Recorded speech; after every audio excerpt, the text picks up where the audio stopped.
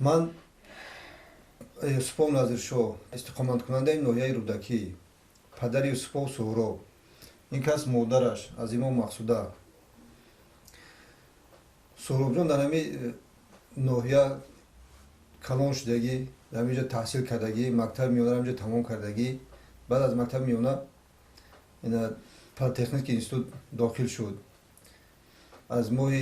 سپتامبر تا ماه مارت تحصیل میکرد در اینستیتوت پلیتکنیکی ماه مارت 20 مارت بود همین 23 مارت بود مرا زنگ زد که پدر من در جمهوری افغانستانم خیلی وقتش گپ زدم جانجورش کردم که خیلی تلفن کشت 20 مارت 2016 بود با من که من به ناحیه عینی میرم که من نموندم گفت که پدر جنگ میکنم و گفت که اگر من نرم هم کورسم نمیمونم بعد رفت در 20 مارت سحر خودم گسیلش کردم ای در روزا برو ما رفت همین قطع تو بگو تلفنش کشتگی بود دیگه تلفنش نگیریم بعد پدرش راستی زنگ داد که بچه دام طرف رفته بعد 6-7 ماه بعد زنگ زد خیلی ما به همین جمهوری اسلامی افغانستان من گفتم خیلی چی در رفتی چی گپ پیدا اونجا چی گم کرده گفت که من خواندنی آمدم من گفتم که خواندنی میشید همینجا پریم مکتبای مدرسه های خونده میشه همینجا میخوندی کجا رفتی اونجا همون پنام که راه که رفته ای با همون راه بگرد بیو سورو ما فهمیدیم شما در کجای چیکار می‌کنین در کجا چی میخواید چیکار کردین در اون دولت اسلامی شما گفتین خواندنی میرین همین خواندنی شما همیای ما هم یک 3-4 روز پیش همین نوارویی که تماشا کردیم رفتیم در همونجا چخیل با قتل وحشانه قتل کردین آخی در آدمگری و در مسلمانی توغری نمیه بچم این نواروی ما تماشا کردیم بچم در یگان توغری نمیه این در مومن مسلمانگری توغری نمیه بچم این کارهای وحشانه که شما کردین ما تماشا کردیم خیلی شناختیم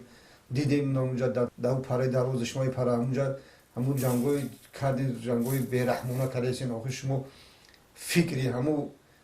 همین وطن نمیکنین شما همون پدر دونن مادر دونن همون فرزندن همون مومن مسلمانن و چخیل قتلانه شما کار کردین بچم در یگان مومن مسلمان توغری نمیه اختم پیغمبر گپ میزنین اسلام گپ میزنین این وحشانه که کردین آخی این توغری نیست بچم یک کارای بغض از دین کردین این در دین توغری نیست بچم همون فرزند دارن همون فرزند مومن مسلمانان ایام همین پرشم آخینم بعد همون پدر و مادر دارن همون به امید فرزندشون همون خدمت روی میکنن خدمت کنن همین دولت حمایت کرده میستن ما همین ویدیو رو تماشا کردیم که در همین سرحد تاجیکستان شما همین جنجال کردین نخود نکرده شود یگان همه تیرپرانی طرف همین سرحد تاجیکستان شود اونجا بچهای تاجیک هم سرحدگانای تاجیکستان هم یگان تیر ده همه میرسه یگان تا همه چی میشود این ویدیو رو همه تماشا کردگی همه میدونن که همین بچهای تاجیک همین کارا کردین پگه هم پدر و مادر داره اکا و داره پگه میخیزن خونه در ما میان با ما کشتری ما رو میگیرن ای ما پرسپوز میگن که فرزند شما فرزند ما رو کشت یا پرون همین کارا دو بچم نادرسته یگان علاج بیا و همین گروه ببرو برا خیلی دعوت میکنم اگر تونستی خوب اینم افای میکنن بیو نتونی همین گروه بچم برو یگان علاج بیو با این گروه بچم برو که ما را سرخم در پیش مردم شمسار نکنی بچه جون بیو برگرده این طرف دولت هم مرا چه آدمای اومدگی اف کرده جوابشون دادن بیو ما رفته دیدیم همشون ما با آرزو امید کلان کردیم تو دستیاری پدر مادر شویم اونا گفتیم کلان شد به دیگه دولت ها رفته به گروه های تیرالیستی و دیگه خوشه بیو اگر خواهی که حرمت پدر مادر جهاد فورد همین خدمت پدر مادر حرمت پدر مادر کنی اما خود جهاد میشه اینا دیدی ها حالی مادر تا چه حال داره هر شب و روز همین حالای با کسل دلزنک شده یا مایده ایق اگر همین مرا گوش که بچم اگر همین مهر محمد باشه همین رحم داشته باشی همین گروه ها میرای به همین گروه خوش نمیشه دیگه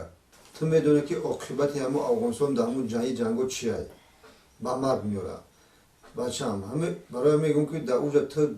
این مردن چه میمری کی میدونم به کفنم با کفن در اون داشته دوری او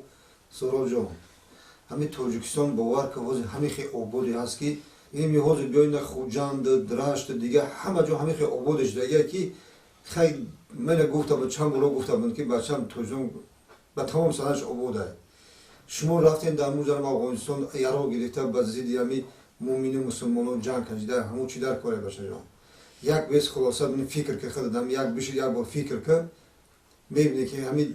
چی در کاره همین این همینجا شب روزه گشتن نمیتونین فقط ترقه تیر پرونی اوخی تاجیکستان شام میروی نیمی شام میروی کی وقتی میروی ماشینا موندگی میده همه مگازینا هوی تنج آرامیش اوخی چی در کاره در همونجا تده سالای همین 90 مو هم بچه جان همین سالایی که 90 مو همین ایسری ما گذشت اوخی من نمیخوام در سر شما همین کارو باشه بچم همین جنگای همین شهروندی رو ما دیدیم بسای بچم این همین شدهش ما همین به همین ملت خود گرفته ایران گرفته با همین تاجیک کشی و اینم دم افغانستان مومن کشی مسلمان کشی اوخی همین در اگون نه در قرآن اومده نه در اگون جای دیگه همین کاری که شما کردین تروریستی نه خب ما پدر مادر همه ما بالا بدونیم همین چیزا شما این همین نه خب ما قدر نداشته باشیم چون به همین گروهی که کردستی تروریستی کردستین ما پدر ما وقتی مادر قدری همون رو نداشته باشیم سراب جان اگر قدری همین سینه دادگی شیر دادگی مرا بدونی برگرد بچه جان ما طاقت دور از وطن بودن ایترا نداریم اگر بچه جانی باشی جگر بندی ما باشی بیا با خونمون برگرد و پیش فرزندای پدرت و پیش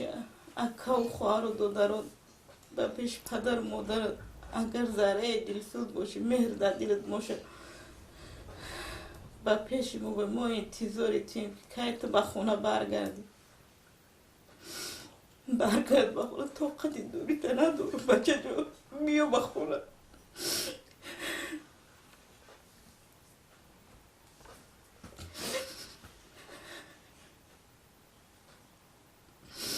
طاقت غریبی دوری تا نداریم شب رو بخواهیم شب رو دی انتظاری آنچه گویی تیم بچه جان بیا